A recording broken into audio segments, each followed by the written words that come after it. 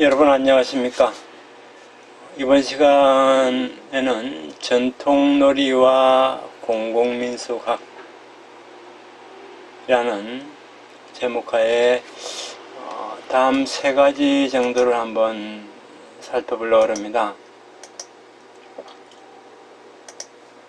첫 번째는 이 공공민俗학이 등장하게 되는 그 어떤 학문적인 계보, 아니면 학문적인 백그라운드라 그럴까요? 왜 한국에서 이 공공민俗학이라는 학문이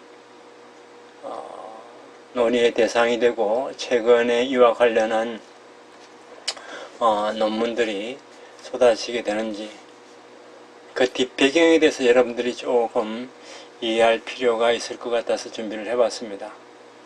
자, 그 다음에 두 번째는 이 공공민俗학에 많은 영향을 미친 독일 민俗학자 헤르만 바우징그의 과학기술 세계 속의 민속문화라는 이 책 내용을 좀 소개를 해드리겠습니다.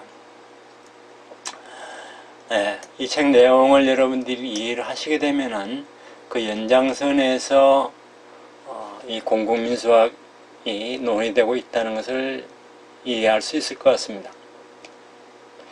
그리고 세 번째는 실제 이 전통놀이, 이 강의 시간에서 다루는 것은 소싸움 2입니다만은 이 소싸움을 가지고서 공공민俗학적인 관점에서 접근을 한 스가 유타카의 새로운 노예학문 시대를 지향하며, 덜야자를 써서 노라고 읽기도 하고 야로 읽기도 합니다만 노예학문의 시대를 지향하며 부제로 지식 생산과 사회 실천을 잇기 위하여, 이 책의 내용을 소개해 드리도록 하겠습니다. 왜 그러냐 하면 여러분들이 읽은 논문의 내용들을 좀 더 잘 이해하기 위해서는 요 세 가지 내용을 좀 알아두면 좋겠다. 그런 취지에서 말씀을 드리는 겁니다. 자, 그러면은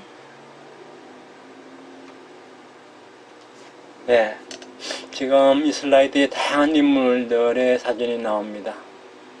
여러분들이 남건우 교수님 여기 계십니다만은 동국대학교 남건우 교수님이 소개한 글이라든지 아니면은 여기 아래 나오는 스가 유타카 교수님이 소개한 글 속에 등장하는 인물이 야나기다 군요입니다. 나중에 다시 이분에 대해서 언급을 하겠습니다만은 이 야나기다 군요는 일본 민속학을 만든 인물이라고 보시면 될 것 같습니다. 물론 이 혼자 만든 것은 아닙니다만은 이 야나기다 군요가 일본 민속학의 1세대, 한국 같으면은 송석하, 손진태 이런 분들에 해당이 되겠죠. 자, 그러면서 그 남건우 교수님의 논문에 보게 되면은 일본 민속학이 노예학문, 도래학문에서 어떻게 아카데미의 세계로 들어갔는지에 대해서 언급한 적이 있습니다. 그래서 학문으로서 자리매김하기보다도 오히려 학문화를 별로 지향하고 싶지 않았던 야나기다 군요의 그 어떤 생각과는 달리 결국은 일본의 이 민속학이라는 학문이 결국은 아카데믹의 세계에 들어가게 됩니다. 야나기다 군요가 1세대라면은 2세대가 지금 사진에 나오는 인물인 미야타 노보루입니다. 전 동경교육대학, 지금 현재는 츠쿠바 대학이라고 얘기합니다만은, 츠쿠바 대학에 오랫동안 교수로 역임을 하셨고, 지금은 돌아가셨습니다. 그래서 일본 민소화학의 2세대이면서 민소화학을 아카데믹화하는 데 지대한 공헌을 세운 분 중에 한 분입니다. 그러면은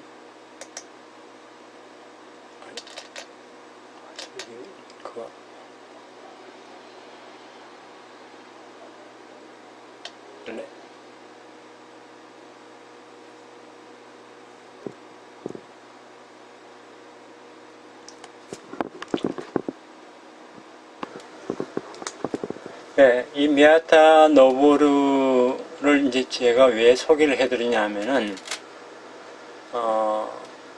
미야타 노보루의 제자가 이와모토 미치야라고 현재 동경대학교 교수입니다. 이 이와모토 미치야 교수가 대학원 박사 과정에 있을 때에 대학원 석사 과정으로 입학을 한 한국인 유학생 3명이 있습니다. 남근호 교수님, 그 다음에 임장혁 교수님, 그 다음에 편무영 교수님, 이렇게 3분입니다. 그래서 동국대에 계시고 중앙대에 계시고, 편무영 교수님은 일본 아이치 대학에 계십니다. 그 다음에 같은 미야타 노보루 교수님의 제자로서 남근의 임장의 편무영보다 늦게 들어온 스가 유타카라는 교수님이 계신 동경대학교 지금 교수님이 계신데, 이분이 공공민소학을 일본에 소개를 했고, 최근에는 공공역사학에 또 많은 관심을 가지고 있습니다. 자, 미야타 노보루 교수님을 잠깐 한번 보게 되면은,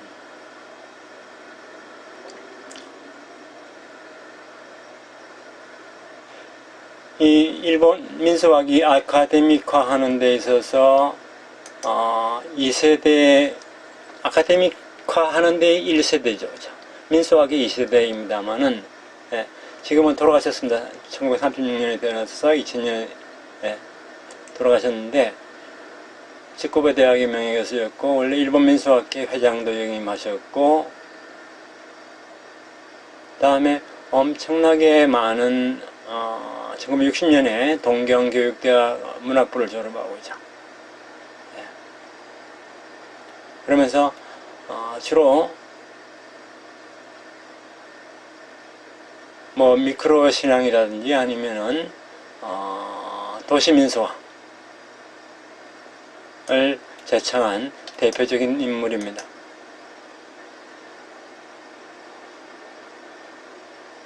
그 다음에 뭐 다양한 학술상도 이렇게 받았습니다만은 저서가 상당히 많아요.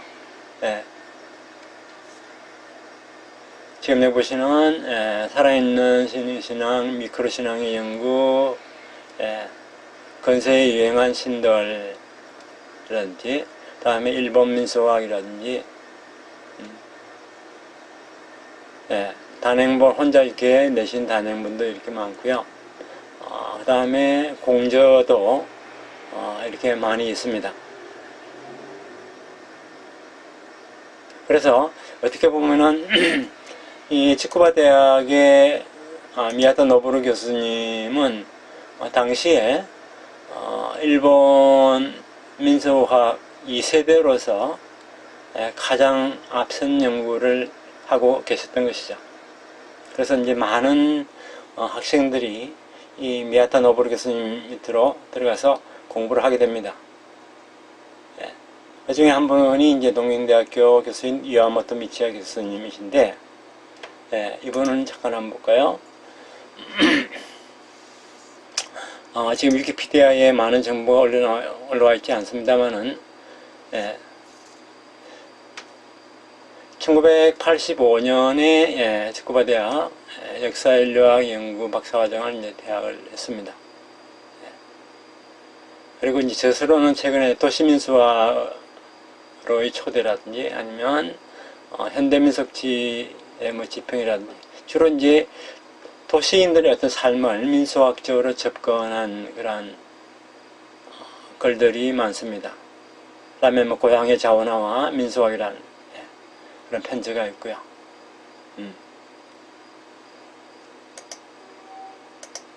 자, 그래서 이 이하모토 미야타 노부루 교수님의 연구실에서 어떻게 보면 거의 뭐 같은 시기에 요 네 분이 공부를 했다고 생각하시면 됩니다. 그래서 아주 잘 알아요. 예. 그리고 스가유타카 교수님은 요 네 분이 어떻게 보면 후배에 해당되는 거죠. 그런데 제가 여기 사진을 이렇게 나열해 놨습니다만은 편무영 교수님은 원래 이제 한국에서 이제 교수 생활을 하다가 일본 아이치 대학으로 갔습니다. 제가 이제 편 교수님을 소개하는 이유는 나중에 이제 헤르만 바우징거 얘기할 때 다시 한번 말씀을 드리겠습니다만은 이 아이치 대학의 국제 커뮤니케이션 학부에 이제 소속되어 계시는데 이곳에 이제 문화인류학이라든지 민수학이 요즘 이렇게 주목을 받고 있습니다. 지난 시간에 소개를 해드린 저우신 교수님도 이 아이치 대학의 편 교수님과 함께 중국 민수학을 이제 가르치고 계시고요. 그 다음에 헤르만 바우징거 책을 이렇게 많이 번역한, 아니면 독일 민수학을 많이 번역한 코너 신이라는 교수님도 이 아이치 대학의 교수로 재직했었습니다. 편 교수님은 주로 이제 불교 민수학과 관련해서 많은 연구를 해오셨고요.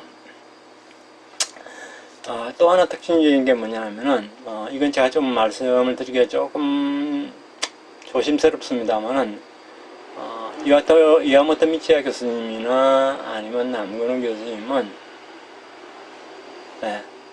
필드웍을 현지조사, 현장조사를 사실 거의 안 해요. 주로 이론 중심이라고 할까요? 그러한 성향을 가진 분입니다. 뭐 스가유타카 교수님이나 아니면 편무영 교수님 같은 경우는 정말 많은 필드를 이렇게 다니면서 연구를 하고요. 그래서 논문 속에 나온 민수학의 가능성을 개척하다라는 이 단행본을 동경대학교 이하모토 미치야 교수님과 그 다음에 스가유타카 교수님, 그 다음에 나카무라 주인이라고 이 스가유타카 교수님보다 저보다도 조금 더 젊은 아주 총명한 민수학자가 3명이 이제 편집을 한 책입니다. 그 다음에 왼쪽에 있는 책은 다시 나중에 소개해 드리겠습니다만 새로운 노예학문의 시대로라는 이 스가유타카 교수님이 책을 내신 거예요. 그래서 이렇게 미야타 노부루 교수님의 영향을 받은 이 제자들이 어떻게 보면 지금 현재 학문적으로 특히 일본 민수학과 관련한, 아니면 일본 민수학계에서 요즘 화두가 되고 있는 그러한 내용들을 한국에 많이 소개하는, 사실 요 라인이라고 생각하시면 됩니다. 요렇게 한 이하모토 미치야, 남근우, 스가유타카, 이렇게 아주 세 분은 아주 돈독합니다. 자, 요 정도는 여러분이 이해를 해 두시고요. 근데 이제 사실 요 세 분, 남근우 교수님, 임양희 교수님, 편무영 교수님은 좀 달라요, 서로. 같은 교수님 밑에서 이렇게 배웠습니다만은 배우고 난 이후에 어떤 학문적인 논의의 전개 양상을 보게 되면은 서로 3인 3색 색깔이 좀 다릅니다. 자, 이제 본격적으로 헤르만 바우징거의 이야기를 잠깐 하도록 하겠습니다. 예. 지금 왼쪽에 보이시는 이 인물이 헤르만 바우징거입니다. 1926년 알렌시에서 이제 출생을 했고 47년에 튜빙겐 대학 민속학으로 상당히 유명합니다만은 여기서 이제 게르마니스틱이라든지 아니면 민속학, 역사학을 배우게 됩니다. 그 다음에 1959년에 교수 자격을 취득하게 되는데 독일에서는 박사학위는 받기가 상당히 그렇게 어렵지는 않습니다. 그런데 이제 교수가 되기가 상당히 어려워요. 그래서 학위를 받았다 하더라도 다시 이 교수 자격을 취득하기 위한 논문을 써서 통과를 해야 됩니다. 예.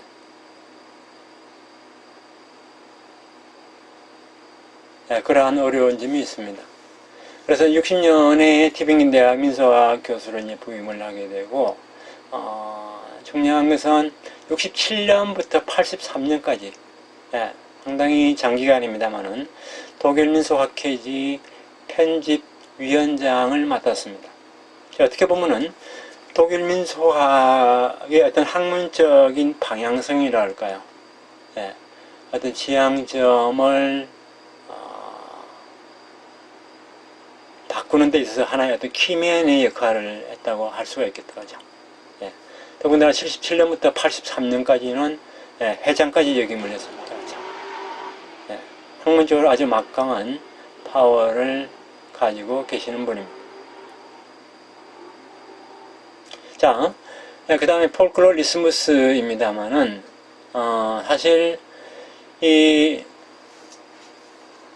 교수 자격을 취득하기 위해서 논문을 냈는데, 그것이 이제 1961년에 독일어로 이제 발간이 됐습니다. 발간이 되고, 그 다음에, 이것이 이제 독일어권 민속연구에 대한 어떤 비판 위에 제시된 어떤 새로운 지침서라 그럴까요? 그러한 성격이 강합니다. 그 다음에 1990년에 영어판으로 번역이 됐어요. Folklore in a World of Technology. 상당히 텀이 있다, 그죠? 61년부터 90년.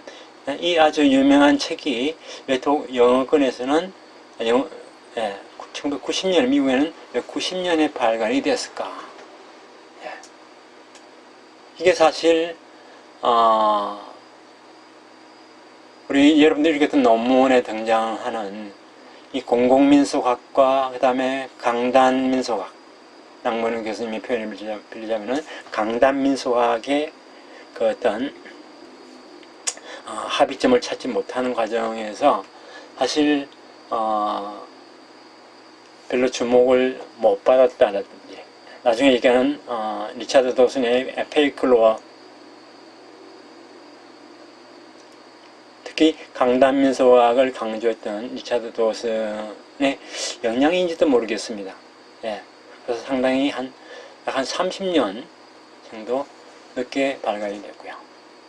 그리고 이제 일본에서 이 헤르만 바우징거의 책을 번역하신 분이 앞서 제가 말씀을 드렸던 아이치 대학 국제 커뮤니케이션 학부의 교수를 역임하셨던 코노신 교수님이십니다. 이분이 이제 이 책을 과학기술 세계 속의 민속문화라는 이름으로 번역을 했단 말이에요. 오늘 잠깐 볼까요? 원래 밴드 왜안 되지? 링크를 걸어놨는데. 이 부분은 사실 도구 동문학 전공자입니다. 도구 동문학 전공자이면서 민속학자이기도 한데, 사실 이 책 지금 제가 소개하는 2005년 판입니다. 제가 가지고 있는 것은 2005년 판입니다만은 2003년에 한번 번역을 했습니다. 그것을 이제 오류를 좀 줄이고 정보를 했던 것이 2005년에 다시 나왔는데, 이 책이 번역되고 난 이후에 뭐 거의 주목을 받지를 못했어요. 민속학자이기도 하지만 사실 도구 동문학 쪽에 무게중심을 많이 두어서 그랬는지 아니면 두셨는지 잘 모르겠습니다만은 하여튼 일본에서 이 책이 나왔는데도 불구하고 별로 주목을 받지를 못했습니다. 어쨌든 또 뭐 2006년에는 이탈리아판으로도 이렇게 번역이 되기도 했습니다. 그래서 이 책은 1959년에 티베ingen 대학에 제출한 교수 자격 신청 논문 집입니다. 상당히 참신한 주제고 어떤 독자적인 문제의식을 가지고 있었습니다. 그래서 아주 이 논문이 발표되었을 당시에 독일 내에서는 독일어권에서는 엄청난 반향을 불러일으켰습니다. 이후에 세계 각국의 민속 연구에 지대한 영향을 미치게 됩니다.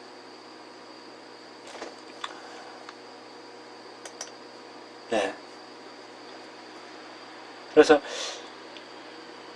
이 책에 이제 주된 내용이 뭐냐면은 일상생활 세계 속에 과학기술은 어떠한 형태로 개입을 하고 또 민속문화와 결부되어 나타나는지를 고찰한 논문집이에요.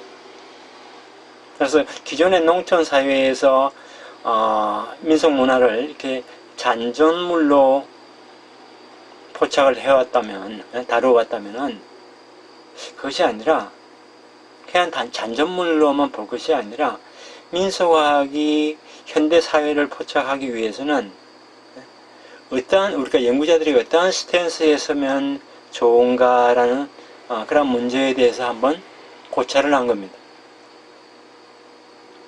그래서 독일 민속학의 어떤 흐름, 조류를 얘기하기 위해서는 꼭 읽어야 할 논문집입니다. 독일 민속학뿐만 아니라 지금 요즘은 이제 유럽 민족학으로 이렇게 바뀌었습니다만은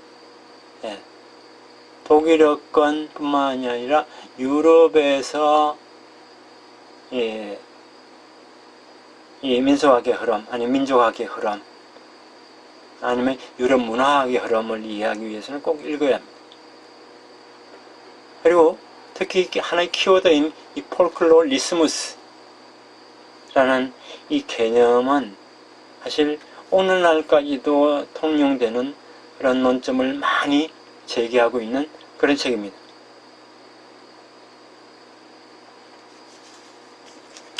자, 그러면은 본격적으로 한번 들어가 보도록 하겠습니다. 이 책의 이제 목차는 크게 이제 4개의 장으로 구성되어 있습니다. 머리말이 있고 맺은말이 있고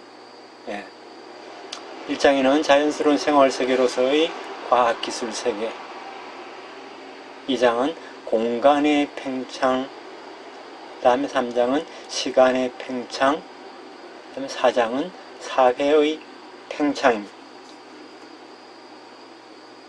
조금 더 이제 구체적으로 하나하나 각 장의 내용들을 살펴보겠습니다만은 민속 세계와 과학 기술 세계. 사실 이 시기에 아니면 이 1, 2차 세계대전을 경험하면서 엄청나게 과학기술이 발달한다 그죠. 그래서 새로운 과학기술들이 계속 쏟아져 나옵니다. 그런 그것을 갖다 뭐 마법으로서의 과학기술. 요즘 같으면은 정말 제가 스마트폰이 처음 나왔을 때에 꿈을 꾸었습니다. 이 스마트폰을 사기만 하면 내가 스마트해질 수 있을까? 지금도 제가 스마트폰을 사용하고 있습니다만 일부 기능만 사용을 하고 있습니다. 처음엔 너무 충격이었고 최근에 제가 또 이렇게 폰을 바꿨는데 제가 이렇게 제대로 작동 방법을 숙지하지 못해서 때로는 좀 당황스러울 때가 많습니다. 예. 그런 것이 이제 처음엔 당황스럽다가 신비하다가 자연스럽게 이제 변해가는 그러한 내용들을 담고 있고요. 자, 쭉 이러한 목차로 되어 있는데, 그러면은 하나하나 살펴보도록 하겠습니다. 자, 1장에 자연스러운 생활 세계로서의 과학기술 세계입니다. 어떤 합리적 구조를 지닌 과학기술 그 자체와 그것이 일상생활 속에 침투되는 상황인 과학기술 세계를 구별을 합니다. 헤르만 바우징은. 그래서 과학기술 세계에 대해 다음과 같이 여러 가지 측면에서 이렇게 고찰을 한 거예요. 그래서 어떤 혁신적인 기술이 등장했을 때 사람들은 놀라움과 함께 그 과학기술을 마치 마법처럼 여긴다는 거예요. 예를 들어서 15세기의 자연과학자 페라켈소스라든지 다양한 자연과학자가 있습니다만 이러한 사람들은 마법사로 사람들이 여긴다는 겁니다. 그러나 새로운 과학기술은 계속해서 등장을 하게 되죠. 계속해서 생성되는 만큼 새로운 기술이 등장할 때마다 마법시 하는 현상은 재생산되어 가더라 라고 이제 헤르만 바우징은 지적을 합니다. 한편 과학기술의 이러한 침투는 사람들에게 사실 익숙함을 낳게 합니다.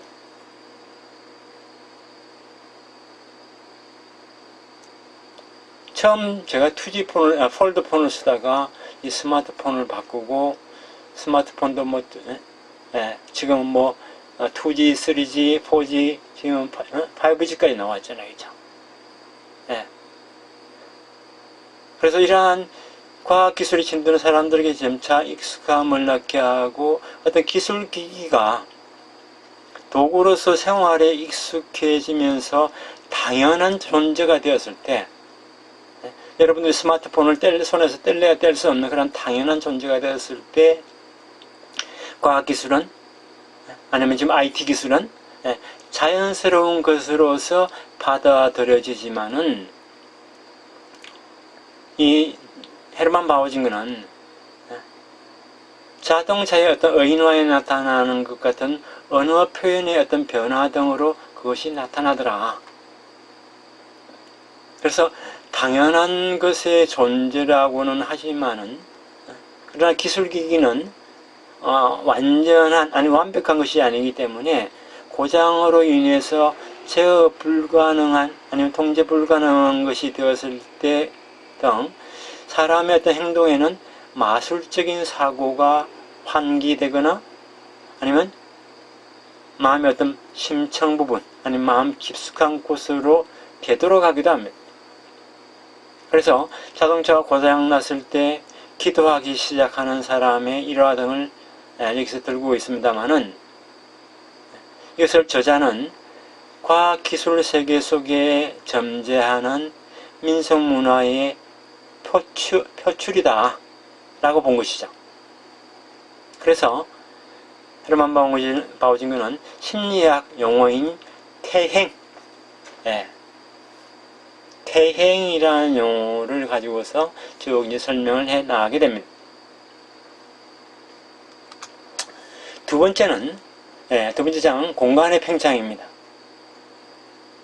이 과학기술 세계의 이 전개는 민속 세계의 어떤 변형을 상당히 초래했습니다. 많이 가져왔습니다.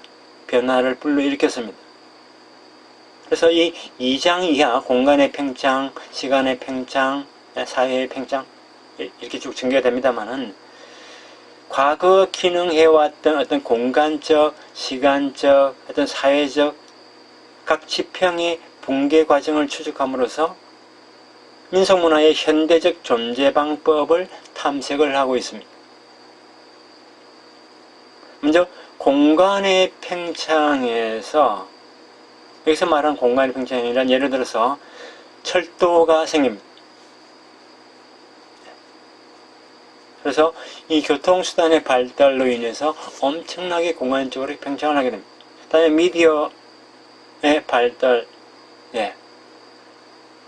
예전에는 산 넘으면은, 예, 말이 다를 정도로 상당히 폐쇄적이었습니다만은, 미디어의 발달로 인해서 외부로부터 기술 지식이 유입됨으로써 그 이전 민속 세계의 어떤 동질성이라든지 아니면 뭐 폐쇄성이 상대적으로 떨어지는 거죠. 저하고 그다음에 인간과의 어떤 지리적 경계가 붕괴됨과 동시에 문화적 경계도 붕괴되어 가더라.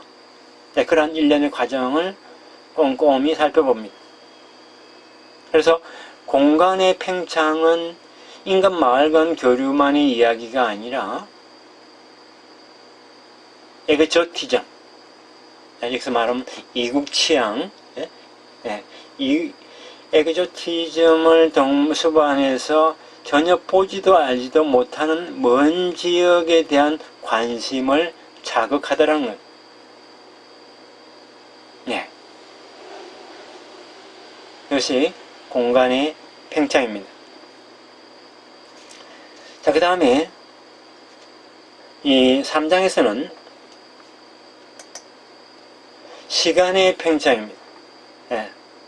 과학기술이 이렇게 침투되면서 일종의 반동으로서 한창 진짜 같은 아니면 자연스러운 것에 대한 동경이 생기고 센티멘털리즘을 수반한 어떤 스테레오타입의 어떤 고향 일반이 상정이 되면서 동시에 동시에 민속문화의 어떤 보존이라든지 아니면 재생 운동이 유행하게 된 경위를 제시합니다.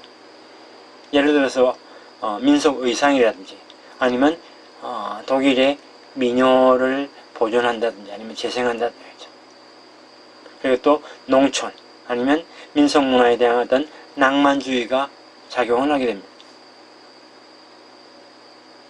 그리고 이 민속문화를 보존, 재생하는 데 있어서 전통이라든지 아니면 역사성과의 관계가 강조되는 혹은 주장되는 경우가 많고 가끔 과거 소급적으로 어떤 원초성이라고 할까요? 아니면 원형성과 관련해서 순수한 관습이라는 것이 표명된다고 지적을 하고 있습니다.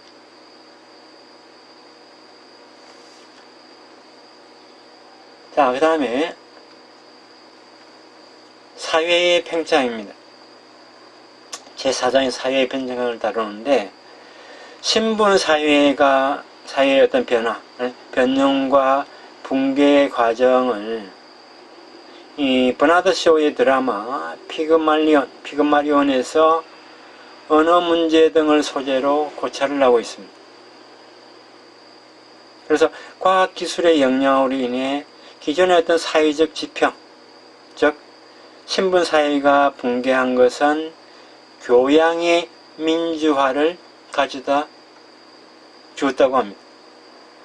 즉 민속문화를 의식적으로 연출하거나 아니면 이야기하는 권리가 일부 계층에게만 있는 상태가 아니라는 점. 그 다음에 민속문화 아니면 문물이 신분적 사회적으로 규정되는 것이 아니라는 것을 보여준다고 지적하고 있습니다. 네, 대충 이렇게 이러한 내용들로 이 책이 구성되어 있습니다. 여러분들이 뭐 독일어판이든 아니면 영어판이든 아니면 뭐 일본어판이든 아쉽게도 한국어판은 없습니다. 예, 독일에서 공부하신 우리 안동대학교 이상현 교수님 아니면 경희대학교의 이정재 교수님 아니면 서울대학교의 강정원 교수님 이 세 분이 좀 번역을 해주셔도 좋을 법한데 아직 번역본이 안 나오고 있습니다. 어쨌든 조금 아쉬운 점이 있습니다만은 예. 자, 그러면 이 책의 의의가 뭐냐?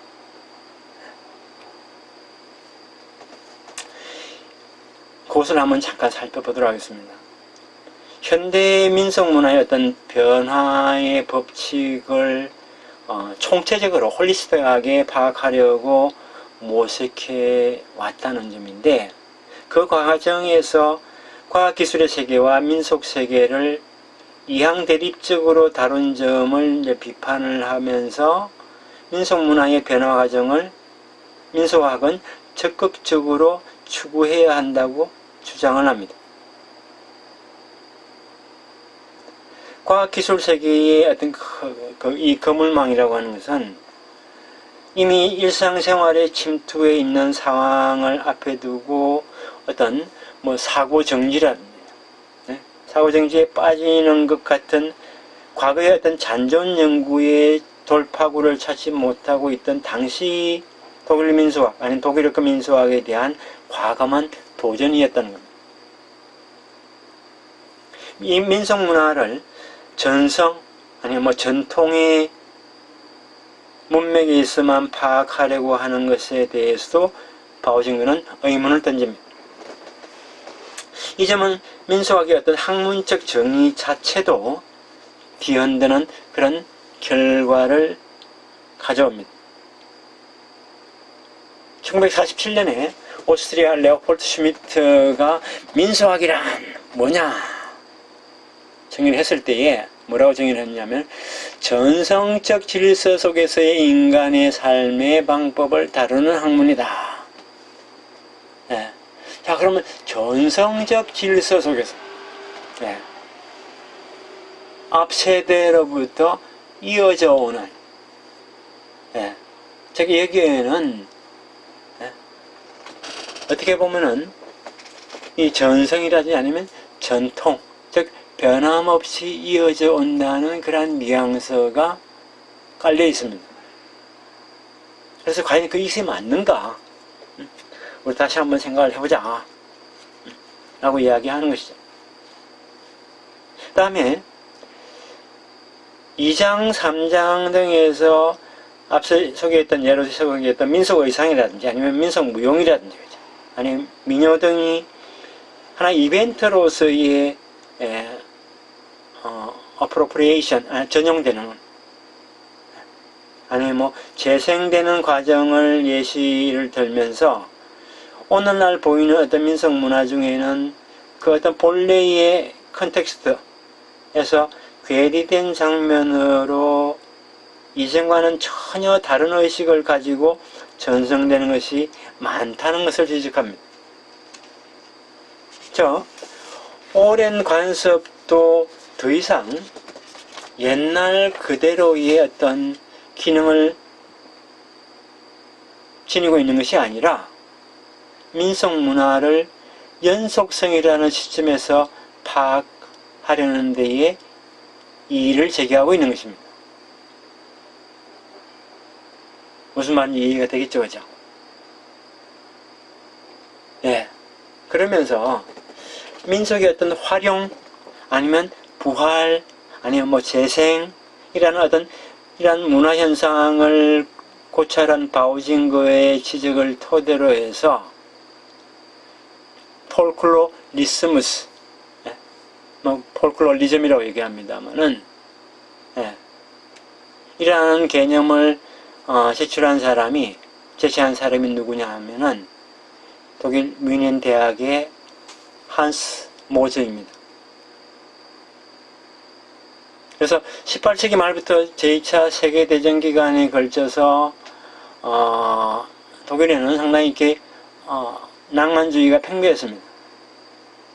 그래서 이 낭만주의에서 나치 이데올로기로 방향을 바꾼 독일 민속학, 즉 히틀러의 나치즘에 어떻게 보면 포섭이 된 것이죠.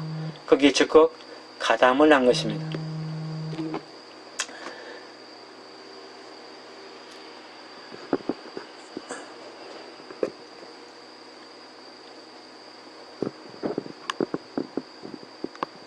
이렇게 독일 민속학이 히틀러의 나치즘에 빠지게 되면서 전후의 학문으로서 신용을 완전히 잃게 됩니다. 그래서 1903년생인 이 한스 모제 같은 경우는 그러한 상황 하에서 학문으로서의 어떤 객관성을 되찾으려고 부흥을 주도한 1세대라고 할 수가 있습니다. 이 한스 모제의 폴클로리즘의 정의를 보게 되면은 세컨핸드에 의한 민속 문화의 개성과 연출이라고 이렇게 얘기를 하고 있는데, 이것은 무슨 말이냐면은 민속 문화가 원래의 어떤 장소를 벗어난 곳에서 활용되거나 아니면 소멸되었던 민속 문화가 부활되거나 어떤 본래의 의미와는 별개로 새롭게 2차적 의미를 부여받은 양상을 띈다고 이렇게 주장하고 있는 것입니다. 여기서 활용된다고 하는 민속문화의 활용된다고 하는 것은 기존의 어떤 무의식의 산물이었던 아니면 이라고 생각되어지는 민속문화가 전성 주체에 의해서 조작 가능한 대상으로 자각이 되고 또 가끔 전통적이라는 의식이 동반되어서 표출한다는 것입니다.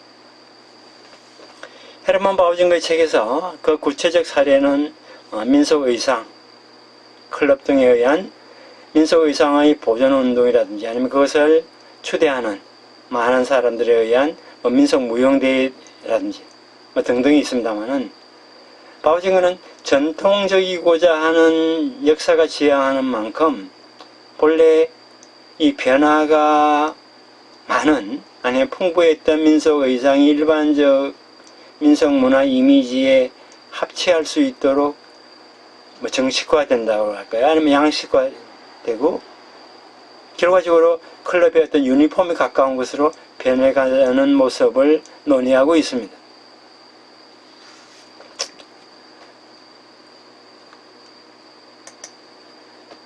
이런 바우징거에 의해서 상기가 되었고 한스 모제에 의해서 정비된 이 폴클로리즘 개념은 모제가 1964년에 그의 논문인 민속학 연구 대상으로서의 폴클로리즘에서 논의를 하게 되는데, 민속학이 적극적으로 고찰 대상으로 삼아야 할 분야로 주목되게 됩니다. 한편 같은 시기에 미국 민속학의 리차드 도슨이 상업주의적 민속문화를 페이크로어라고 상당히 비난을 합니다. 이때 이미 공공민속학에서 미국은 상업적으로 활용하는 그러한 양상들을 많이 띄었단 말이죠. 그래서 리차드 도슨이 페이크로어라고 가짜민속이라고 비난하는 것과 마찬가지로 독일에서도 의사민속문화 같은 어떤 폴클로리즘을 순수한 민속문화로부터 구별하려고 하는 그런 움직임도 있었습니다. 그래서 구별을 하고 고찰 대상에서 제외하고자 하는 민속학자가 많았다고 하는 것처럼 이 폴클로리즘 연구가 처음부터 어떤 컨센서스를 갖다가 획득한 것은 아닙니다.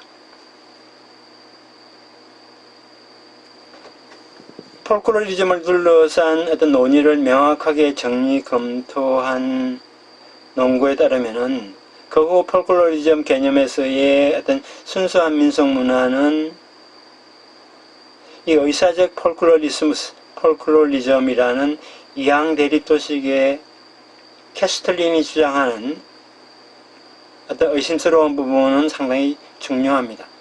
그게 뭐냐면은, 캐스틀린이 뭐라고 그러냐면은, 본래의 어떤 민속문화야말로 진정한 것이라는 포착 방식에 대해서 캐스틀린은 비판을 하게 됩니다. 지금까지 어떤 민속학자가 아포리오를하게 포착해온 어떤 순수한 민속문화, 아니면 민속, 그 자체의 어떤 재고를 강요하는 논의라고 할 수 있기 때문입니다. 이것은 최근 역사학에서의 어떤 전통 창조론과도 통하는 문제입니다.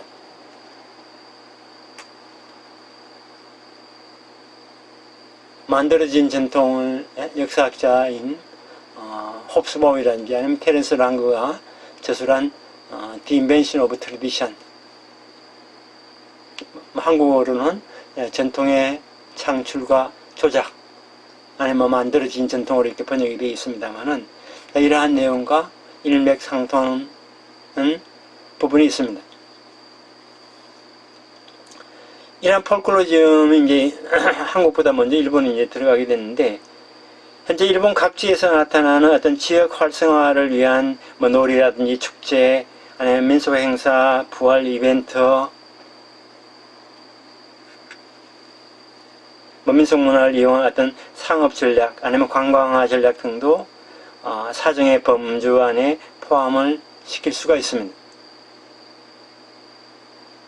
예를 들어서 약이라는 분은 박람회에서 민속 예능의 어떤 무대화를 관찰을 함으로써 오랜 역사를 가진 행사가 박람회를 위해서 부활되거나 아니면 전혀 새로운 행사가 창출되거나 하는 현상을 분석하게 됩니다.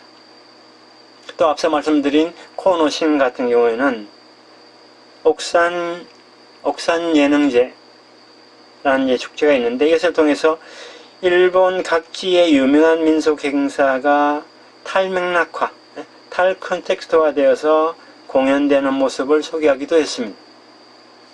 그 속에서 이제 그런 일련의 이벤트에서 민속학자의 어떤 관여 방법에 대해서 우리가 다시 한번 재고를 해야 된다 라고 강조를 했던 것이죠.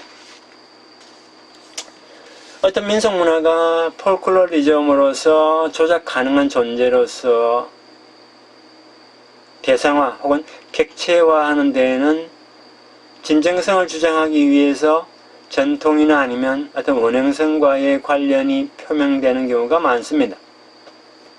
여기에 민속적 지식의 민간으로의 어떤 영유 아니면 민속학자의 관여가 많이 나타나는 것은 바오징어 등도 지적하는 바와 같이 폴클로리즘의 중요한 특징입니다만은, 민속 행사에 대해서 어떤 아카데미즘의 관여 방법에 대해서는 비판적 검토가 최근에 진행 중입니다. 자, 일본에서의 이 폴클로리즘이 어떻게 논의되고 있냐면은, 민속 예능의 어떤 창출, 재생, 아니면 의례의 부활, 그 다음에 전유 등등 이런 것들처럼 관광이나 아니면 지역 활성화의 문맥에서 이야기되는 경우가 비교적 많은 것처럼 우리가 생각이 되지만은, 민속문화의 유용, 허를 주자, 안 좋은 쪽이다, 그죠? 유용이라는 관점에서 우리가 보게 되면은, 현대사회의 어떤 각종 사례에 따른 어떤 한창 다양한 논점이 부상하는 것으로 우리가 생각할 수가 있습니다. 예를 들어서 문화재 보호법 등의 정책에서 나타나는 이 민속의 고정화, 아니면 예행사 등이 보다 오래된 것이 좋다라고 말하는 어떤 노스텔직한 그런 어떤 표현과 함께 일반화되는 고향 이미지라든지, 그렇죠? 아니면 유행어로서의 민속, 패션 등등도 민속문화가 과거처럼 생활세계에서 당연한 존재가 아니게 됩니다. 그럼에도 불구하고 의도적으로 선택되었다고 하는 상황은 수없이 많습니다. 또한 민속학이 매우 열심히 우리가 조사 연구를 해온 민간신앙 연구 분야에서도 레오폴드 슈미트 같은 경우에는 1966년 논문에 신앙 없는 관습이라는 이 논문에서 과거에는 신앙의 어떤 깊은 어떤 신앙심에 의거해서 행해졌다고 여겨지는 어떤 공적인 관습이 사회 구조의 변화와 함께 형해화되면서도 그 어떤 상징성의 존재의의를 인정할 수 있게 되는 과정을 쭉 논의를 하게 됩니다. 이 슈미트 같은 경우도 바오징과 마찬가지로 전통적인 민속이 현대적인 민속으로 변형하는 과정을 파악하려고 이렇게 쭉 노력을 해왔는데, 이러한 슈미트의 지적은 일본의 민간신앙 연구에 있어서 여러 가지 시사점을 제공하기도 했습니다. 어떤 공동체에서 신앙을 집약하고 있다고 여겨지는 요소가 시대 배경의 어떤 변천, 그것이 뭐 공간적이든 아니면 시간적이든 아니면 사회적 팽창이든 이러한 변천과 함께 형해화하는 사례라든지, 역으로 완전히 쇠퇴한 신앙 습속의 신앙관습에 대해서 오래된 것은 반드시 지켜야 한다고 하는 전성 주체 자신의 의지에 의해 보존 활동이 도모되는 경우도 많습니다. 형해화되든 그것이 뭐 객체화되든 본래의 어떤 문맥, 본래의 어떤 컨텍스트로부터 괴리한 어떤 위상에서 보이는 관습을 아니면 습속을 기존대로 신앙을 어떤 끌어모으고 있다고 하는 단순히 끌어모으고 있다고 단순히 어떤 신앙을 뭐 집약시킨다, 끌어모은다, 뭐 이런 식으로 단순히 기술하는 것은 제대로 그 현상을 못 보는 것이라고 할 수가 있겠습니다. 또 평소 매우 현대적인 아니 합리적인 사회생활을 하고 있는 사람이 무언가 어떤 위기적인 상황이 계기가 되어서 민속 종교에 몰입을 한다거나 아니면 정신세계에 관심을 가지는 것은 바오징거가 말하는 퇴행이라고 할 수가 있습니다. 변화하는 어떤 민속문화의 전체상을 포착하는 것이 폴클로리즘이라면은 그것과 함께 어떤 개인 수준에서의 어떤 신앙심, 여기에 초점을 맞춘 좀 더 정치한 신앙 연구도 사실 필요합니다. 이 폴클로리스무스는 개념으로서 매우 뛰어납니다. 게다가 폭이 넓기 때문에 어떤 이론적 검토를 대가면서 적용을 하지 않으면 우리가 조잡한 논의가 되어버릴 가능성도 있고 또 본질을 포착하지 못할 가능성이 있습니다. 그러나 현대사회와 민속문화는 미묘한 거리를 유지하면서 어떤 복층적인 관계에 있고 단순 명쾌하게 그 관계성을 나타내는 것은 상당히 곤란합니다. 그 양상을 전체로서 파악하려고 할 때에 개념으로서 폴클로리즘, 폴클로리스무스는 여전히 유효하다고 할 수가 있습니다. 그래서 헤르만 바오징거의 이 책은 폴클로리스무스라는 커다란 문제제기를 내포하고 민속학이 현대사회를 다루기 위한 이론적 모색을 과감하게 한 전후 독일 민속학을 대표하는 그러한 논조라고 할 수가 있겠습니다.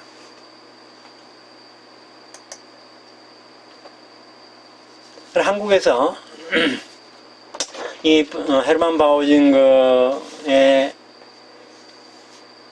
폴클로리즘과 관련해서 최근에 논문을 발표한 남근호 선생님의 논문들, 그 다음에 정수진 선생님의 논문, 이러한 것들을 좀 더 여러분들이 한번 읽어보시면 좋을 것 같습니다. 특히 도시민속학에서 폴클로리즘 같은 경우, 임재여 선생님, 임재여의 비판적 성찰의 부처라고 해서 이 폴클로리즘으로 이렇게 우리가 좀 방향을 틀어서 연구하자 했을 때 남근호 선생님의 그 논지를 엄청나게 이제 비판을 많이 했습니다. 거기에 대한 어떤 응답으로서 또 남근호 선생님이 이 논문을 냈던 것이죠. 그래서 자기를 가르쳤던 미야타 노보루 선생님이 일본의 그 민속학이 기존의 어떤 농산어촌의 연구에서 대도시에 몰려드는 사람들이 펼치는 다양한 민속 관행들을 도시민속학적인 측면에서 접근하자고 이야기를 했다면은, 그런 것을 배웠던 남건호 선생님이 어느 날 이 폴클로리즘과 관련한 헤르만 바우징그의 논문을 보고서 우리도 이렇게 가야 된다. 그 얘기를 하다가 어느 날 이 얘기는 이제 사그라들고 공공민수화학으로 선회를 하게 됩니다. 공공민수화학이 이제 논문이 한 두세 편 이렇게 나오고 난 다음에는 이제 버나큘러로 가게 됩니다. 이 시간에는 뭐 버나큘러에 대해서 이렇게 다루지 않겠습니다만은 조금 이따가 소개할 스가이타카 교수님의 책에는 이 버나큘러에 대해서 쭉 얘기하는 부분이 있습니다. 그 부분을 제가 여러분들에게 업로드해드린 논문에서도 잠깐 언급이 되고, 실천민수화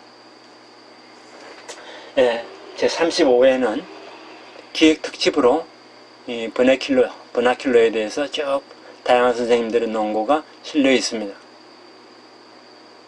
그래서 기회가 되시면은 다른 선생님들의 논문도 한번 읽어보시면 좋을 것 같습니다. 여기서 잠깐 쉬었다가 이어서 강의를 진행하도록 하겠습니다.